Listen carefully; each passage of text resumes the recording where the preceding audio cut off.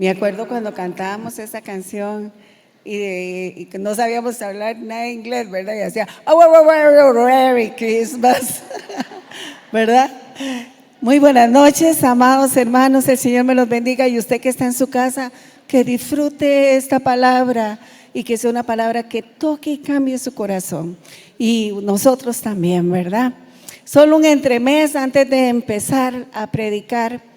Cuando cantamos, amados, que eres el más bello entre millares y millares, es aquella mujer tsunamita que está diciendo: entre todos los hombres, entre los millares y millares de hombres, tú eres el más bello de todos. En la práctica, quiero decirles que entre el trabajo, entre su hogar, entre su familia, entre su esposo, su esposa, entre el negocio, entre la plata, entre todo, usted debe elegir al más perfecto de todos. Eso es lo que significa: entre millares y millares, elijo voluntariamente a mi Dios.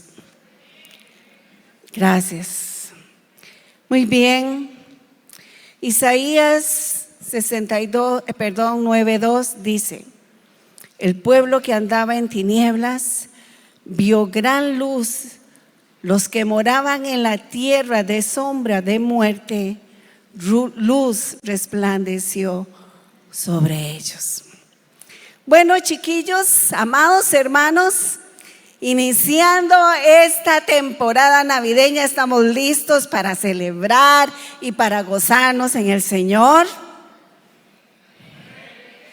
Pastor Isaac, yo creo que todavía nos falta hacer otra fiesta como la que hicimos el fin de semana pasado. ¿Estamos listos para las celebraciones navideñas? Eso, así me gusta esta iglesia entusiasta. Quiero decirles que al iniciar la temporada navideña, y eso que conste, que algunos desde octubre ya están poniendo todos los adornos, a mí ni me digan nada. Mi marido es uno que ya desde octubre está ahí decorando la casa, ¿verdad? Y estamos ya en modo fiesta. Inicia también, amados, las controversias. ¿Deberá un cristiano celebrar la Navidad? ¿Por qué celebran la Navidad? Jesús ni siquiera nació en esta época. Algunos dicen: ay, es que el arbolito navideño es una fiesta pagana. Y entonces nos ponemos a pensar: ¿será que la debemos de celebrar o no las debemos celebrar? Ahora, sin embargo, en medio de todas estas posibles diferencias, hay una realidad, hermanos. Navidad significa nacimiento. Y estamos celebrando el nacimiento de un Salvador. Y ya solo eso debería ser motivo suficiente para que toda la iglesia de Cristo se levante en celebración por el nacimiento de nuestro amado. Sin embargo, el día de hoy les propongo algo. Celebremos la luz de Jesús. Celebremos la luz de Jesús. Vamos a orar. Padre, yo te doy las gracias por estar aquí. Tu palabra dice que si hay 2 o 3 reunidos en tu nombre, tú estás. Gracias por tu presencia. Gracias porque nos ministras a pesar de que venimos a rendirte culto y a gozarnos en ti, Señor, y adorarte. Terminamos siempre tan bendecidos, Padre, y esta palabra, Señor, te pido que sea un tesoro en nuestra mente y nuestro corazón, y que podamos sentir y ver el privilegio que tenemos de conocer al dador de la vida, a la luz del mundo, nuestro amado Jesucristo. Muy bien, amados hermanos, el libro de Isaías fue escrito alrededor de 750 años antes de que Jesús naciera. Sin embargo, en los capítulos del 7 al 12, más o menos, habla mucho sobre el nacimiento del Salvador. Es donde se encuentra la mayoría de las profecías mesiánicas, hablando del nacimiento de Jesús. Es más, en uno de esos capítulos está este famoso canto que nosotros cantamos mucho: y llamará su nombre admirable, consejero, Dios fuerte, Padre eterno, príncipe de paz. Sin embargo, este capítulo en particular, estos temas en particular, el de los capítulos del 1 al 7, Jesús habla, el Espíritu Santo habla a través del profeta sobre lo importante que era preparar al pueblo para el nacimiento de nuestro Salvador. El material presentado en todos estos capítulos contiene profecías que habla en tiempos de mucha oscuridad. El profeta Isaías habla exactamente en el reinado del rey Acaz, y que por cierto eran tiempos muy oscuros, muy oscuros. Y fue durante ese reinado que el profeta anuncia las profecías sobre el nacimiento del Mesías. Quisiera llevarlos a algunos pasajes, amados hermanos, que revelen la importancia de la luz de Jesús en nuestros tiempos. Y como punto número 1, quisiera llevarlos a Isaías 9:1. Y a pesar de que es un pasaje de mucha controversia, le voy a explicar por qué lo elegí como el primero para hablar como Jesús, la luz del mundo. Y es que ya no habrá más oscuridad, dice en Isaías 9:1. No habrá más oscuridad para los que están ahora en angustia, tal como la aflicción que vino en tiempo que livianamente tocaron la primera vez la tierra de Zabulón y la tierra de Neftalí, pues al fin llenará de gloria el camino del mar, de aquel lado del Jordán, en Galilea de los gentiles. Y quiero decirles que Jesús hizo la mayoría de sus milagros precisamente en la región de Galilea. Llenará de gloria el camino del mar se refiere a ese cumplimiento en que se tuvo cuando Jesús vino por primera vez. Y aún en medio, amados hermanos, de que Jesús nació en Belén, pero Jesús no era de Belén, Jesús era de Nazaret. Y cuando Jesús, cuando él ya se levantó a iniciar su ministerio profético, dice la palabra que se levantó en el templo, pero no recibieron la palabra que él estaba dando. Y él mismo dijo: nadie es profeta en su propia tierra. Entonces elige la zona de Galilea, elige Capernaum como su lugar donde va a iniciar su lugar, donde él se va a acomodar para poder dar todas las estrategias. Ahora el Señor dejó entonces a un lado Jerusalén, pero no era Jerusalén en ese momento el centro de todas las, el lugar más religioso, más lleno de Dios. ¿Por qué? ¿Por qué sería que Jesús no eligió Jerusalén? Al contrario, se fue para la zona de Galilea, en Capernaum, donde hizo su centro de operaciones. Y les voy a leer específicamente. Su ciudad era Nazaret, y cuando Nazaret le rechazó, se fue a Capernaum, quien se encuentra en el mar de Galilea, en la despreciada periferia del reino. Zabulón y Neftalí estaban situados al norte, con Neftalí a lo largo de la orilla del mar de Galilea y Zabulón colindando con Neftalí en la parte oeste. Nazaret estaba en Zabulón y Capernaum estaba en Neftalí, que era la base de operaciones de nuestro amado. Por lo que sabemos, Jesús nunca cambió su centro de operaciones, se quedó ahí. La región más despreciada. ¿Saben por qué? Porque era la región en donde no vivían los judíos. Era llena de no judíos. Por eso es que cuando el profeta Isaías lo menciona y dice: pues al fin llenará de gloria el camino del mar, ya de aquel lado del Jordán, la Galilea de los gentiles. Ahí, amado hermano, fue donde Jesús decidió resplandecer.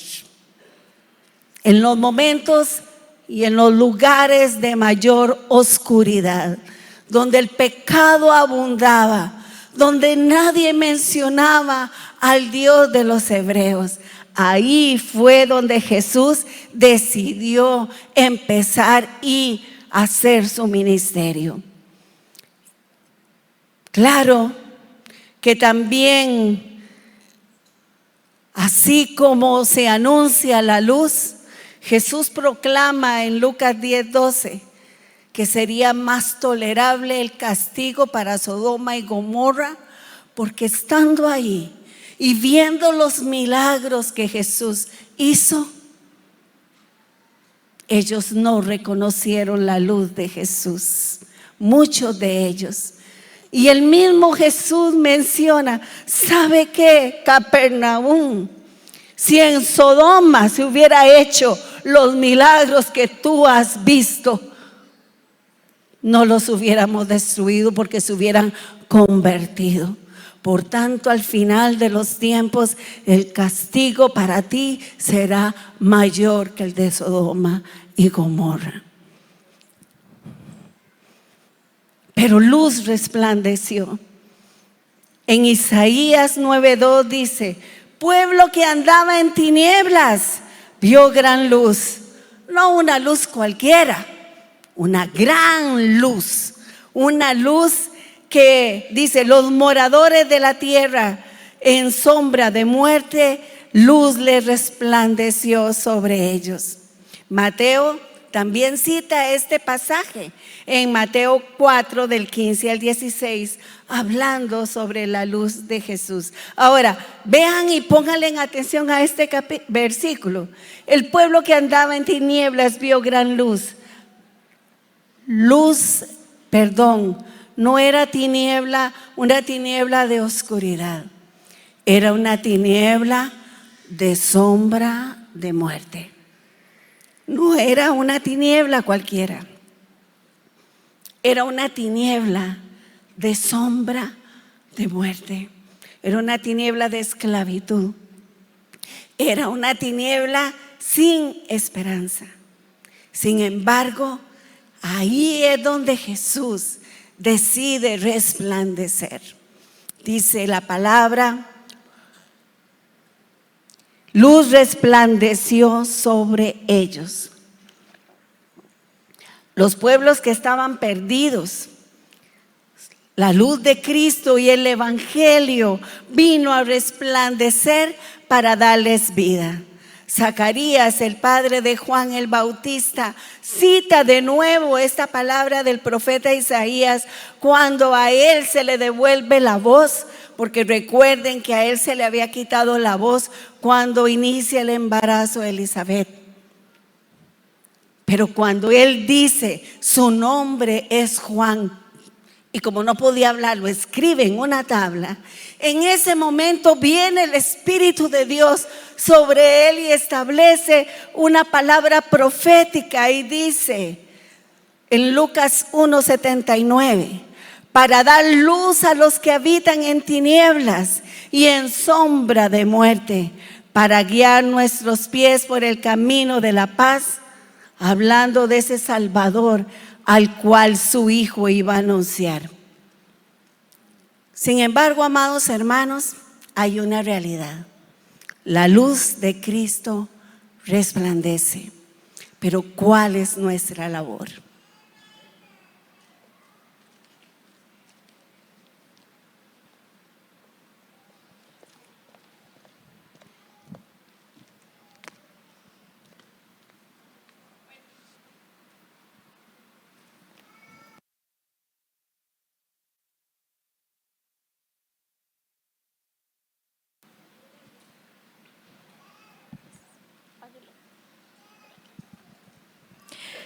Bueno, como bien lo decía la pastora Carmen, se habla de una luz que está hecha para todos.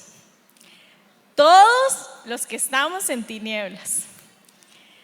Pero ese detalle creo que es lo que nos pone a nosotros a pensar en que si realmente es fácil aceptar para nosotros cuando estamos en tinieblas. Es fácil reconocer cuando hay oscuridad en nosotros. Creo que diariamente estamos más impulsados a pensar en que cuando nosotros vemos una debilidad de nosotros debemos callar, porque eso es sinónimo de carencias, de derrota, y es de esta forma que el enemigo trabaja para quitarnos el entendimiento de que realmente necesitamos de esa luz. Es decir, esta luz puede ser aceptada o puede ser rechazada. La luz puede ser aceptada o rechazada. En Juan 1, del 1 al 5, dice así: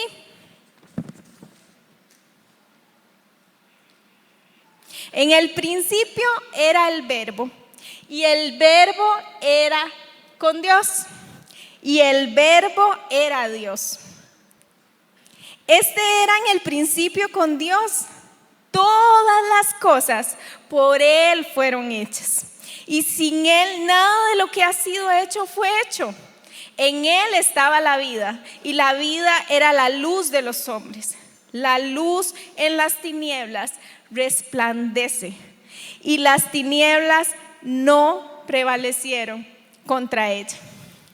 A lo largo del libro de Juan encontramos cómo se repite una y otra vez la importancia que tiene Jesús como Dios.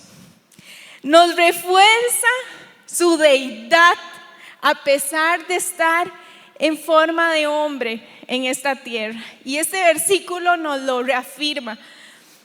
También hace una mención al Génesis. Recuerdan que cuando vino la luz hubo una separación entre la luz y las tinieblas. ¿Y por qué creen ustedes que sucedió eso? Porque naturalmente no hay una asociación entre lo oscuro y la luz. No hay una asociación, y esto es lo que nos habla, es una contraposición natural. No podemos tener tinieblas si en nosotros habita la luz. Lastimosamente, muchos de nosotros, por vergüenza, no hemos aceptado que dentro de nosotros hay tinieblas, que dentro de nosotros hay cosas oscuras que no hemos querido que la luz empiece a sacar o empiece a revelarnos. Luego en Juan 1, del 9 al 12, dice así: aquella luz verdadera que alumbra a todo hombre venía a este mundo. En el mundo estaba, y en el mundo por Él fue hecho, pero el mundo no lo conoció. A lo suyo vino, y los suyos no le recibieron. Mas a todos los que le recibieron, a los que creen en su nombre, les dio potestad de ser hechos hijos de Dios, los cuales no son engendrados de sangre, ni de voluntad de carne, ni de voluntad de varón, sino de Dios. Es impresionante este pasaje, porque nos habla de dos versiones. Nos dice que Él es la luz verdadera. Más adelante voy a hacer más énfasis en eso. Luz verdadera. Nos dice que vino para todo hombre. Si usted quería que alguien no se lo topara al cielo, le tengo malas noticias, porque si esa persona acepta a Cristo y cambia su vida, nos los encontraremos allá. ¿Verdad? Porque es para todos. No, pero no le conocieron. Hubo un grupo que no le conoció y no le recibió. Pero no nos quedamos con solo esa parte, sino que nos vamos a la otra parte y dice que les dio potestad a los que le recibieron de ser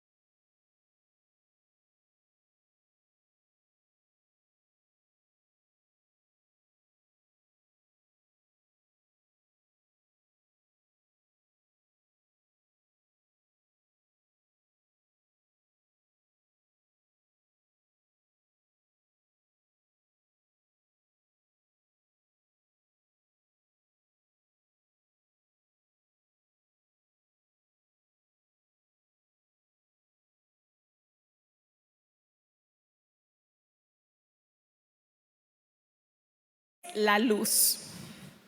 No es que contiene un poquitillo de luz, no es que porta la luz, no es que hay unos brillitos que le salen, no. En su palabra, en Juan 8,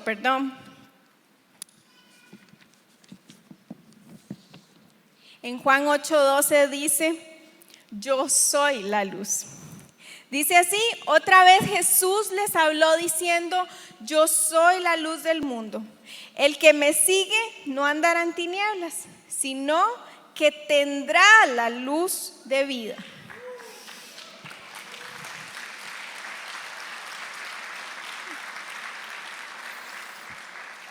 Cuando decimos Él es, ¿cuántos de ustedes se han sentido en alguna característica de sus vidas con la propiedad de decir yo soy?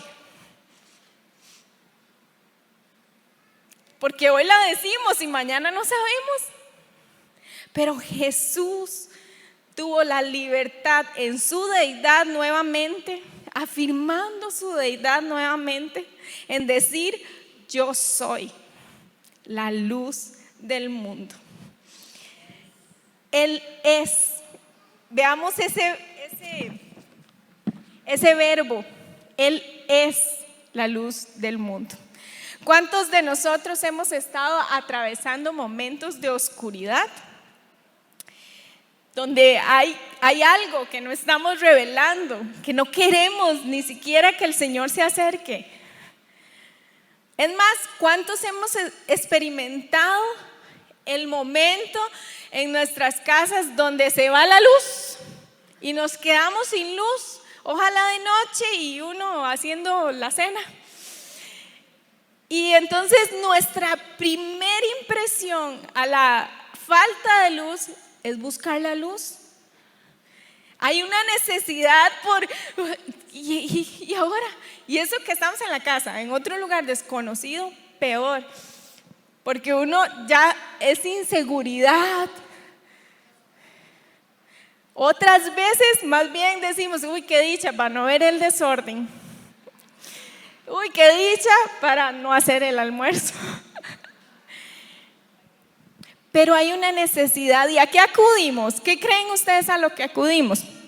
A una candela, a un foco, al celular a ver si tiene carga, porque Dios guarde si no tenía carga, que ocupamos el foco para ir al baño por lo menos, espero.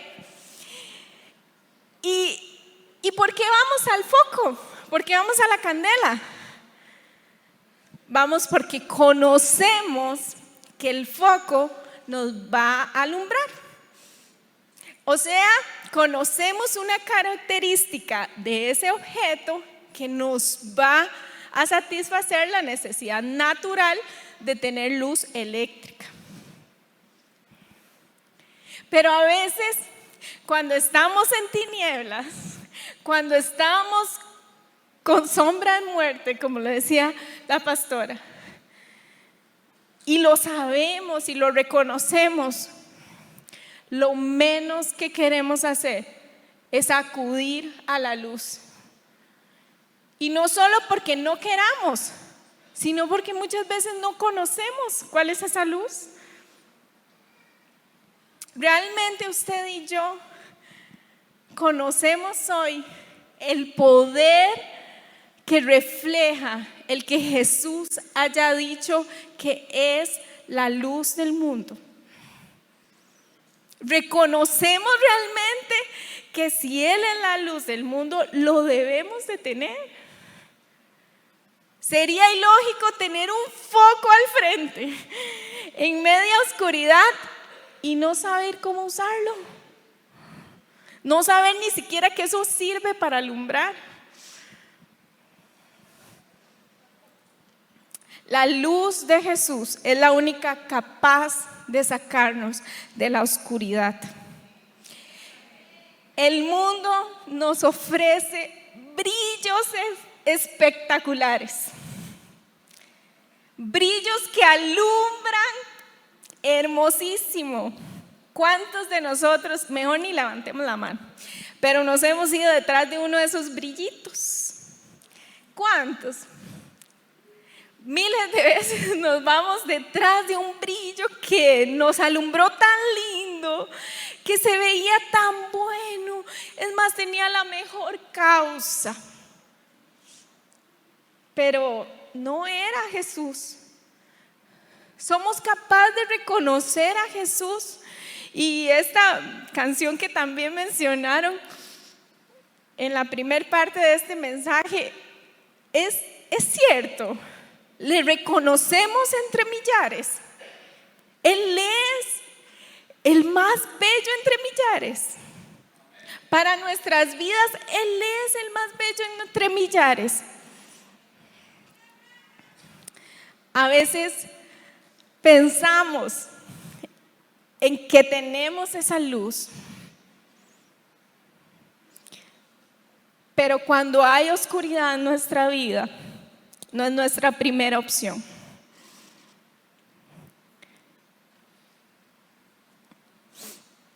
Otro dato que quiero resaltar de ese versículo es que Jesús da esta semejanza o analogía espiritual de la luz. Es que a Jesús no se le escapa nada, ¿verdad? Durante una fiesta judía llamada Fiesta de Tabernáculos, en esta fiesta se alumbraban 2 lámparas grandes en un patio. Claro, él dijo, miren, aquí hay luz, ¿verdad? Esas lámparas se alumbraban porque hacían mención a la columna de fuego que acompañó al pueblo escogido por Dios y le acompañó. Es decir, Jesús llega y dice, yo soy la luz del mundo, mientras estaba pasando todo esto.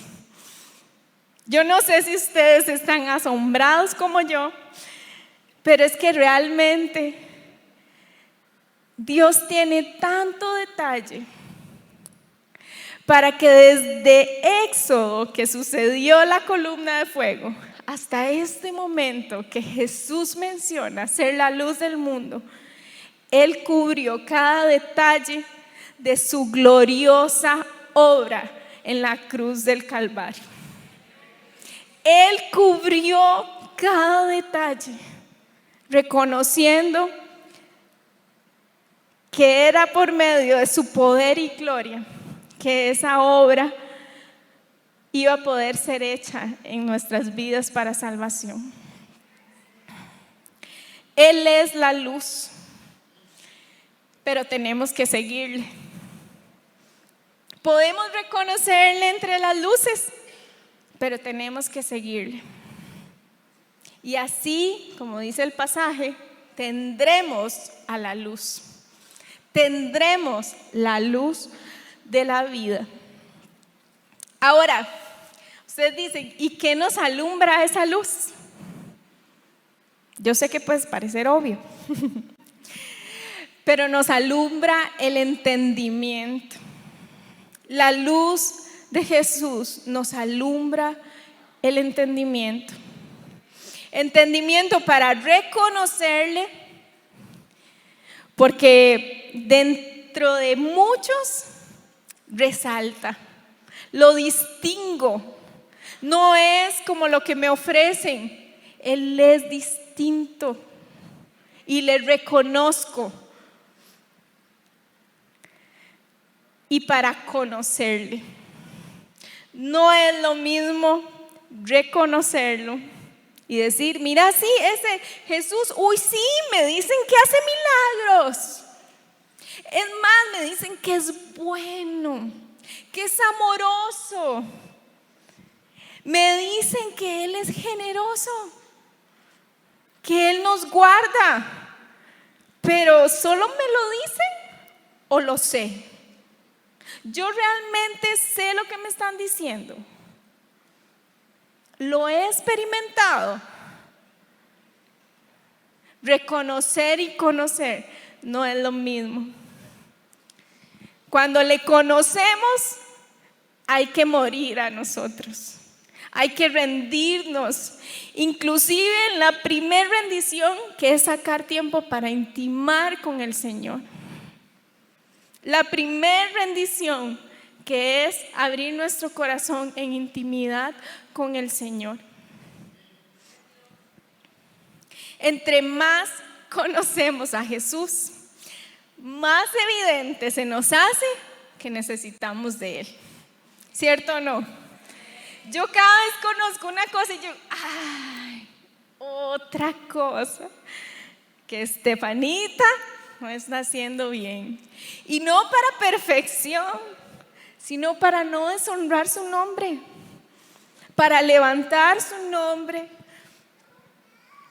y poder ver a todos llegar al arrepentimiento con el Señor. El entendimiento también es a través de su palabra. No podemos conocer a Jesús sin conocer su palabra. No se puede. Si no, nada más lo reconoceríamos y diríamos, uy, sí, Él es Jesús, sí, qué bueno, ¿verdad? Qué lindo.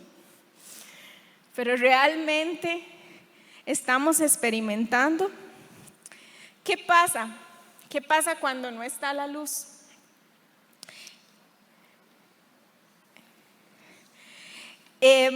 Al principio se mencionó que Jesús inicia sus predicaciones en Galilea, cumpliendo la profecía de Isaías. Y llega a Galilea y su primer predicación es: arrepiéntanse. O empieza con esa frase. Y yo creo que humanamente la palabra de arrepentimiento no nos gusta. Así como que yo diga, ay, me arrepiento de no haber hecho eso. No, uno dice, uy, no lo dice, vamos a ver cómo sale. Uy, no, ay, vamos a ver cómo solucionamos. Pero el arrepentimiento es un privilegio. ¿Qué sería sin el privilegio de poder arrepentirnos de nuestro pecado? El primer milagro que Jesús nos conversó fue que debíamos acercarnos en arrepentimiento a Él. Así como cuando se va la luz y por desorden no queremos encender, así a veces por simplemente no arrepentirnos, no queremos dejar accesar la luz de Cristo a nuestras vidas. Pero ahora, ¿qué pasa? ¿Qué pasa con los que sí aceptamos ese privilegio? Muy bien.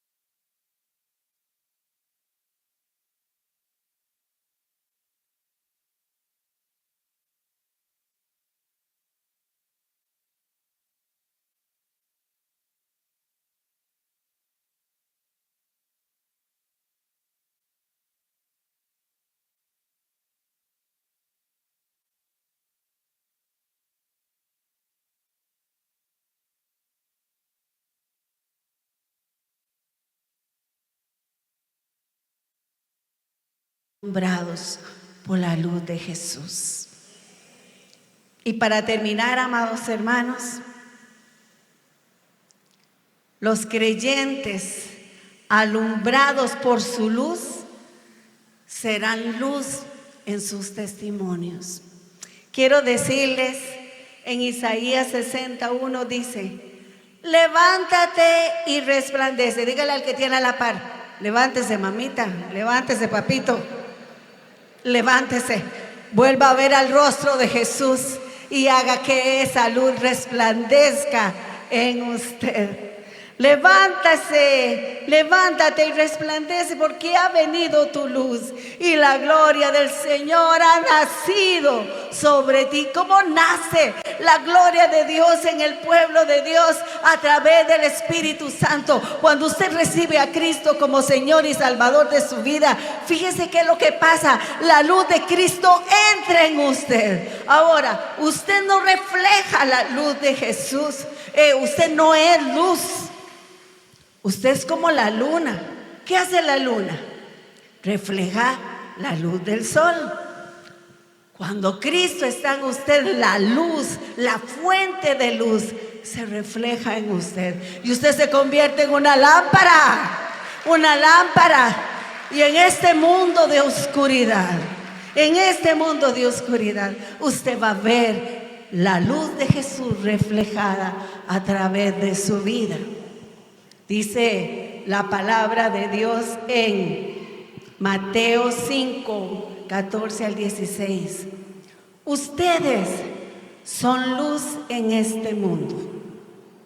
Una ciudad en lo alto de un cerro no se puede esconder, ni se enciende una lámpara para ponerla debajo de un cajón. Más bien, se pone en lo alto para que alumbre a todos los que están en la casa. Del mismo modo, procuren ustedes que la luz brille delante de la gente. Viendo el bien que ustedes hacen, todos alabarán al Padre que está en los cielos. La luz de Jesús es lo que nosotros estamos celebrando en la época navideña. Pero no es solamente la época navideña. ¿Qué seríamos sin la luz de Jesús? ¿A dónde estuviera, amado? ¿A dónde estaría yo sin su luz? Debo ser humilde como el salmista y reconocer que necesito su luz. Y cuando esa luz llegue a mi vida, me convertiré en una lámpara, y a través de mi testimonio le alumbraré el camino a otros que todavía están en oscuridad. Dicen los estudiosos que cuando fue anunciado el advenimiento de nuestro Mesías, cuando viniera por primera vez, habría gran oscuridad en la tierra. Y así fue. Jesús nació en medio de gran oscuridad, y Él tomó la decisión de alumbrar, de traer su luz a esta oscuridad. Pero también dice que cuando Él venga por segunda vez, habría gran oscuridad también. Dice la palabra, vuelvo a leer lo que dice Isaías 60: levántate y resplandece, porque ha venido tu luz y la gloria del Señor ha nacido sobre ti. Porque he aquí tinieblas cubrirán la tierra y oscuridad a las naciones. ¿Cierto es lo que vemos? ¿Es lo que vemos? Mas sobre ti, amado, mas sobre ti amanecerá Jehová, y sobre ti será vista su gloria. Y andarás las naciones a tu luz y los reyes al resplandor de su nacimiento. Hablando de que la luz de Jesús es necesario para que otros corran a ti y te digan: ¿qué debo hacer, hermano? ¿Qué debo hacer, hermana, para ser salvo?